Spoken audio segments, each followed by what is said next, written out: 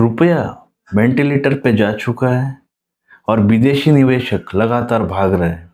इस बीच अफगानिस्तान की करेंसी आगे बढ़ चुकी है। अब बारी है बांग्लादेश और पाकिस्तान, क्योंकि एशिया के सबसे वीकेस्ट करेंसी कोई है हमारे भारतीय रुपया, भारतीय INR। इसका पीछे का कारण क्या है? भारत हर महीने 2000 से 2500 करोड़ लीटर क्रूड ऑयल खरीदती है 16 बिलियन से, यानी भारतीय रुपीस में 1.5 लाख करोड़। लोकल करेंसी पे अगर खरीदती तो ये कम होता, लेकिन US सैंक्शन का डर, पता नहीं ऐसा कौन सा पर्सनल डर है।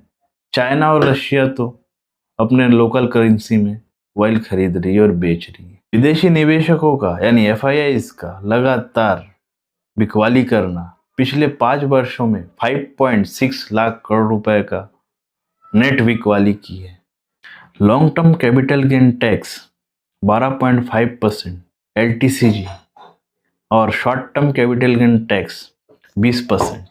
वही UPI की सरकार में, मतलब UPA के सरकार में long term capital gain tax पूरा 0 था और short term capital gain tax सिर्फ 15% लगता था।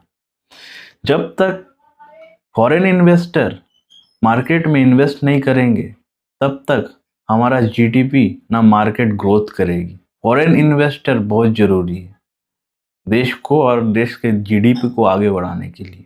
और अब चाइना फॉरेन इन्वेस्टर के लिए, FIIs के लिए सिर्फ 10% टैक्स, वो भी डिविडेंड यानी लाभांश का, प्रॉफिट का 10% टैक्स लेती है।